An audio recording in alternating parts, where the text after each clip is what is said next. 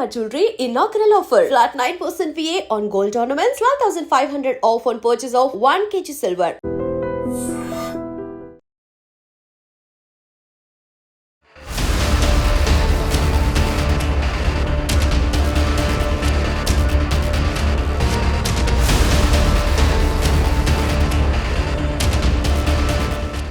నమస్కారం, welcome to I dream. నేను మీ సంగీత. ఉత్తరప్రదేశ్లోని లక్నోలో ఫారూఖాబాద్లో ఒక దారుణమైన సంఘటన చోటు చేసుకుంది. 33 సంవత్సరాల యువతి, పెళ్ళైన ఆవిడ ఒంటి నిండా మంట పెట్టుకొని బైక్ డ్రైవ్ చేస్తూ హాస్పిటల్కి వెళ్ళి ఇలా కాలిపోతున్నానని చూపించుకోవడం జరిగింది. అసలు ఈ సంఘటన ఎందుకు జరిగింది, అసలు తను ఒంటి నిండా నిప్పులతో ఎందుకు హాస్పిటల్కి వెళ్ళాల్సి వచ్చింది అనే దానిపైన మనం ఒక్కసారి మాట్లాడుకుంటే, ఆగస్టు 3వ తేదీన ఈ అమ్మాయి బైక్ పైన తనకు హెల్త్ కండిషన్ బాగాలేకపోవడంతో హాస్పిటల్కి బయలుదేరింది. ఈ అమ్మాయి పేరు నిషా సింగ్. ఈవిడకు పెళ్ళి అయిపోయింది. భర్త కూడా ప్రైవేట్ ఎంప్లాయీ, ఒక వేరే ప్లేస్లో, వీళ్ళు ఉంటున్న ప్లేస్లో కాకుండా వేరే ప్లేస్లో తను ఉద్యోగం చేస్తూ ఉన్నాడు. ఈ అమ్మాయికి ఒక పాప, బాబు కూడా ఉండడం జరిగింది. ఇంకా వాళ్ళు చాలా హ్యాపీగా లైఫ్ అనేది లీడ్ చేస్తూ ఉన్నారు. చేస్తున్న టైంలో ఈ అమ్మాయిని ఒక 2 నెలల నుంచి ఒక అబ్బాయి, దీపక్ అనే వ్యక్తి, చాలా అరెస్ట్ చేస్తూ ఉన్నాడు. నాతో మాట్లాడు, నన్ను ప్రేమించు, మన ఇద్దరం కలిసి జీవిద్దాము, మీ భర్తను వదిలేయి అని చెప్పేసి ఇలాంటివన్నీ చెప్తూ ఆమె మీద ఎక్కువగా ఇంట్రెస్ట్ చూపించడం, ఇలాంటివి చేసి అమ్మాయి ఎక్కడికి వెళ్తే అక్కడికి వెళ్ళడము, ఆవిడతో మాట్లాడాలన్న ప్రయత్నం చేయడము, ఇవన్నీ చేస్తూ వస్తూ ఉన్నాడు. ఎప్పుడైతే ఆవిడ కొంచెం హెల్త్ కండిషన్ బాగాలేదు, హాస్పిటల్కి వెళ్దాము అని చెప్పేసి అన్న టైంలో వెళ్తున్న దాన్ని గ్రహించి అతను ఆవిడతో ఫాలో అయిపోయి వాళ్ళ ఫ్రెండ్స్ని పిలిచి బండిని మధ్యలో ఆపేసి, నువ్వు నాతో మాట్లాడు, ఎందుకు మాట్లాడట్లేదు, నాతో పట్టించుకోవట్లేదు, నాకు నువ్వంటే చాలా ఇష్టం, నువ్వు నాతోనే ఉండాలి అని చెప్పేసి బలవంతం చేస్తూ ఉంటే ఆవిడ వినకుండా గట్టిగా కేకలు పెడుతూ ఉంటే, అంటే ఇక వెళ్ళిపోండి మీరు, ఎవరు ఏంటిది అని చెప్పేసి ఇంకా మాట్లాడుతూ ఉంటే ఏం చేశారు, వాళ్ళ వెంట తీసుకొచ్చుకున్న పెట్రోల్ తీసి ఆవిడ పైన చల్లి నిప్పంటించేశారు. అయినా సరే ఆమె భయపడకుండా ఎలాగైనా సరే వాళ్ళ దగ్గర నుంచి తప్పించుకోవాలి అని చెప్పేసి ఆ బైక్ మీద అలాగే కంటిన్యూ, ఏదైతే హాస్పిటల్కి వెళ్తుందో అక్కడికి వెళ్ళిపోవడం జరిగింది. కానీ ఆవిడ హాస్పిటల్కి వెళ్ళే వరకు ఆమె ఒంటి మీద నిప్పు ఉంది కదా, మొత్తం 80% అనేది కాలిపోవడం జరిగింది. దాదాపు 1 నెల రోజుల పాటు హాస్పిటల్లో చికిత్స పొందుతూ నిన్న సెప్టెంబర్ 9వ తేదీన ఆవిడ మరణించడం జరిగింది. కానీ ఎప్పుడైతే దీపక్ అరెస్ట్ చేస్తున్నాడు, ఇబ్బంది పెడుతున్నాడు అన్న విషయాన్ని భర్తకు చెప్పలేదు. కానీ తండ్రికి మాత్రం ఈ అబ్బాయి నన్ను వేధిస్తున్నాడు నాన్న, నన్ను ఇలా ఇబ్బంది పెడుతున్నాడు అని అంటే, సరే నీకు భర్త ఉన్నాడు, 2 పిల్లలు ఉన్నారు, అసలు పట్టించుకోకుండా నీ మాన నన్ను ఉండు అని చెప్పేసి తండ్రి చూసిస్తూ రావడం జరిగింది. కానీ ఆ అమ్మాయి చేసిన మిస్టేక్ ఏంటనంటే, ఒకటి, వెంటనే పోలీసులకు నన్ను ఇలా అరెస్ట్ చేస్తున్నారు అని చెప్పేసి కనుక కంప్లైంట్ ఇస్తే బాగుండేదేమో.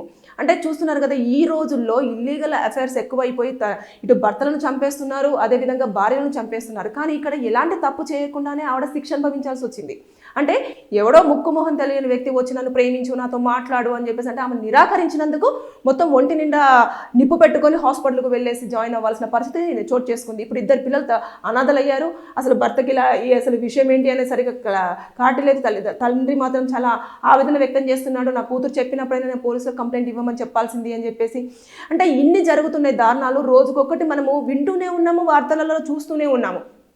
ఇక్కడ ఆ అమ్మాయి చనిపోయే ముందు కూడా పోలీసులకి వాంగ్మూలం ఇచ్చింది. ఏంటి అంటే, ఇట్లా నాకు దీపక్ అనే వ్యక్తి నా మీద కిరోసిన్, అదే మన పెట్రోల్ పోసి నా నిప్పంటించాడు, వాళ్ళ ఫ్రెండ్స్ కూడా మొత్తం చుట్టూ మూగిపోయారు అని చెప్పేసి ఆవిడ స్టేట్మెంట్ ఇవ్వడం అనేది జరిగింది. కాబట్టి ఇప్పుడు ఆ స్టేట్మెంట్ని తీసుకొని ఆ దీపక్ ప్లస్ తర్వాత దీపక్ వాళ్ళ ఫ్రెండ్స్ ఏం చేశారు, ఇమీడియట్గా వాళ్ళు అక్కడి నుంచి పారిపోయారు. ఇప్పుడు అబ్స్కాండింగ్లో ఉన్నారు. పోలీసులు ఒక 2 టీంలుగా కూడా డివైడ్ అయిపోయి వారి కోసము వెతుకుతూ ఉన్నారు. ఖచ్చితంగా దొరికితే మాత్రం ఇక్కడ చంపేశారు, అరెస్ట్ చేశారు.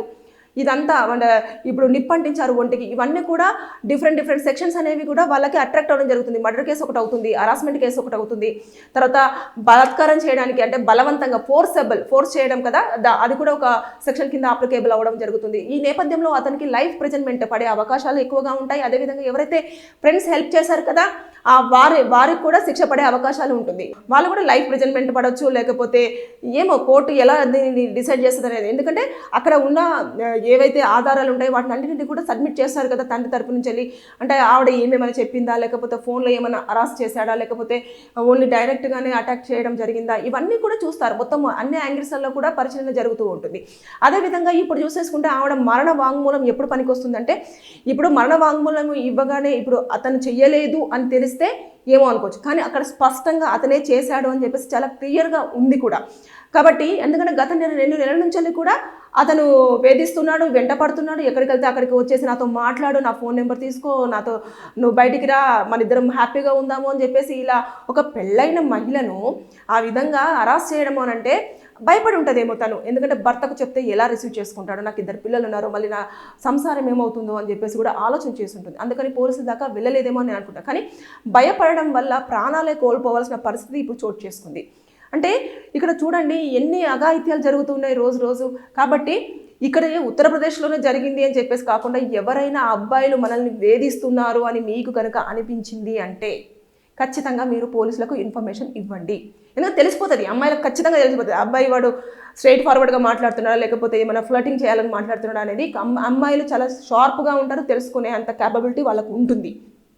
కాబట్టి వాళ్ళు కనుక డిస్టర్బ్ చేస్తున్నారు, మీ లైఫ్ని డిస్టర్బ్ చేయాలనుకుంటున్నారు అన్నప్పుడు ఖచ్చితంగా పోలీసుల దృష్టికి తీసుకెళ్ళాలి. మీరు కేసులు అనేవి ఫైల్ చేస్తే మీరు సేఫ్గా ఉండే అవకాశాలు ఉంటుంది. లేదు అనుకుంటే ఇప్పుడు నిషా సింగ్కు ఎలా అయితే జరిగిందో, ఆవిడ చిన్న ఏజ్లోనే 33 years, 2 పిల్లలు ఉన్నారు. ఇప్పుడు అసలు ఏమైంది, అసలు ఎలాంటి తప్పు లేకుండానే ఆమె అనవసరంగా చనిపోవాల్సిన పరిస్థితులు చోటు చేసుకున్నాయి. 1 నెల రోజుల పాటు నరక యాతన అనుభవించుంటుంది. అంటే మనకు చిన్నది కాలితేనే అసలు చాలా ఇబ్బంది పడుతూ ఉంటాము. ఒళ్ళంతా 80% కాలిన వాటితోటి హాస్పిటల్లో ఉంది అని అంటే ఆ తండ్రి ఆవేదన కానివ్వండి, తనకు ఒక సిస్టర్ ఉంది నిషా సింగ్కు, ఆవిడ కానివ్వండి, వీళ్ళందరూ కూడా ఇప్పుడు ఆవేదన వ్యక్తం చేస్తున్నారు. అరే మేము అనవసరంగా స్టెప్ తీసుకోలేదు, అనవసరంగా చెప్పలేకపోయినాము, పోలీసులకు చెప్తే పెద్ద ఇష్యూ అవుతుందేమో అనుకున్నాము, కానీ ఇప్పుడు మేము నా కూతురు ప్రాణాలను పోగొట్టుకోవాల్సిన పరిస్థితి వచ్చింది అని చెప్పేసి ఇప్పుడు వాళ్ళు ఆవేదన వ్యక్తం చేస్తున్నారు. ఇదేదో ముందుగానే మనం తీసేసుకుంటే చట్టాలు ఎలా ఉంటాయంటే ఇప్పుడు పోలీసులు కూడా తొందరగా రియాక్ట్ అవుతున్నారు. ఎవరికైనా ఏదైనా ఇబ్బంది వచ్చింది అని అంటే ఇమీడియట్గా స్పాంటేనియస్గా వాళ్ళు రెస్పాండ్ అవుతున్నారు. అదేవిధంగా ఇప్పుడు వాళ్ళు అప్స్కాండింగ్లో ఉన్నారు దీపక్ వాళ్ళు, కానీ మీరు పోలీసులు కూడా వదిలేస్తారేమో, ఇంకేముంది కొన్ని రోజులు వెతికి వదిలేస్తారేమో, వదిలేరు. ఖచ్చితంగా వాళ్ళు ఎక్కడున్నారు ఏంటి అనేది నిఘా ఎప్పటికప్పుడు ఉంటుంది. అదేవిధంగా పోలీసులకు హిడెన్ ఇన్ఫార్మర్స్ ఉంటారు, వాళ్ళు మన మధ్యలోనే ఉంటారు, ఎక్కడ ఉంటారో తెలియదు, కానీ మనకు సంబంధించిన పూర్తి ఇన్ఫర్మేషన్ మాత్రం ఎప్పటికప్పుడు పోలీసులకు వెళ్తూనే ఉంటుంది. సో పలానా చోటున ఉన్నారు అనగానే ఇమీడియట్గా వాళ్ళని అరెస్ట్ చేయడం జరుగుతుంది, తీసుకెళ్లి కోర్టులో ప్రొడ్యూస్ చేస్తారు. అప్పుడు వారికి ఎలాంటి శిక్ష పడుతుందో, ఇక్కడ మనిషి ఆల్రెడీ చనిపోయే ముందు కూడా వాంగ్మూలం ఇవ్వడం జరిగింది. వాళ్ళు ఒకవేళ తప్పు చేయకపోతే అక్కడే ఉండేవాళ్ళు, తప్పు చేశారు కాబట్టి పారిపోయారు, దాక్కోవాలనుకుంటున్నారు కాబట్టి అది కూడా. అంటే ఇవన్నింటినీ పరిగణలోకి తీసుకున్న తర్వాత కోర్టు ఎలాంటి శిక్ష వేస్తుంది అని అంటే నేనైతే చెప్తున్నాను కదా, ఇది మర్డర్ కేసు కిందకు వస్తుంది, హరాస్మెంట్ కేసు కిందకు వస్తుంది, బలవంతంగా ఫోర్సెబుల్ లవ్ అంటే లవ్ని చాలా బలవంతంగా తీసుకోవాలని చెప్పేసి ట్రై చేశాడు కాబట్టి ఆ సెక్షన్ కూడా అప్లికేబుల్ అయ్యే ఛాన్సెస్ ఉంటాయి. కాబట్టి లైఫ్ ప్రెజెంట్మెంట్ ఇందులో మనకు ఎక్కువగా కనిపించే అవకాశాలు ఉంటుంది. కానీ దురదృష్టం ఏంటంటేను మ్యాక్సిమము బెయిల్ అనేది రావడానికి స్కోప్స్ ఉంటాయి ఇందులో. సో బెయిల్ రాకుండా ఉండేటట్టుగా అయితే యాజ్ ఏ అడ్వకేట్గా నేను కోరుకుంటున్నాను. ఏ అడ్వకేట్ కూడా ఇలాంటి కేసులలో అంటే అమ్మాయి నిప్పంటించుకొని మరి ప్రాణాలు కాపాడుకోవడం కోసం హాస్పిటల్ దాకా వెళ్ళింది అన్నప్పుడు అక్కడే నాకు అసలు అది చాలా డైజెస్ట్ చేసుకోలేకపోయాను. అంత ఇదిలో కూడా ఆవిడ బ్రతకాలన్న ఆశ చూసారా. కానీ ఏదేమైనా సరే కానీ ప్రాణాలు అయితే 1 నెల రోజుల పాటు ప్రాణాలతో ఫైట్ చేసి చనిపోవడం జరిగింది. ఏదేమైనా సరే మనకి ఏదైనా చిన్న ప్రాబ్లం ఉంది అనుకున్నప్పుడు ఖచ్చితంగా పోలీసులను అప్రోచ్ అవ్వండి. మీకున్న ప్రాబ్లమ్ని ఖచ్చితంగా వారికి తెలియజేసే ప్రయత్నం చేయండి. అమ్మాయిలకు సంబంధించిన ఇన్ఫర్మేషన్ మాత్రం ఖచ్చితంగా పోలీసులు హిడెన్గానే ఉంచడం జరుగుతుంది. అసలు ఎక్కడ కూడా ఎక్స్పోజ్ చేసే అవకాశాలు ఉండవు. ఖచ్చితంగా వారికి మీరు ముందే చెప్పాలి, నేను ఇలా చెప్తున్నాను సార్, దయచేసి నా వివరాలన్నీ గోప్యంగా ఉంచండి అంటే కంపల్సరీగా పోలీసులు దాన్ని ఫాలో అవ్వడం జరుగుతుంది. ప్రైవసీని కంపల్సరీగా వాళ్ళు మెయింటైన్ చేస్తారు. ఈ వీడియో చూస్తున్న వారికి ఎవరికైనా లీగల్గా డౌట్స్ ఉంటే వారి డౌట్ని కింద కామెంట్ రూపంలో తెలియచేయండి. దానిపైన నేను వీడియో చేసి పూర్తి సమాచారం ఇవ్వడానికి ప్రయత్నం చేస్తాను. Thank you. నిజంగా ప్రస్తుతం ఉన్నటువంటి సమాజం దేనికి ప్రయారిటీ ఇస్తుంది? ఆర్థిక సంబంధాల చుట్టూ మాత్రమే తిరుగుతుంది. మళ్ళీ ఎన్నికలంగానే చాలా విరక్తి కలుగుతాను. మంచి అనిపిస్తుంది కదా, లేడీస్ కూడా ఛాలెంజింగ్ జాబ్స్ చేసినప్పుడు చాలా బాగుంటది. ట్రాఫిక్ అసిస్టెంట్స్ గా నియమించిన ట్రాన్స్జెండర్స్ అందరితో సాల్యూట్ చేయించుకుంటున్నారు. ఫుడ్ డెలివరీ ఇవ్వటానికి వెళ్ళినటువంటి డెలివరీ బాయ్ అనిల్ పై కళ్ళ ముందు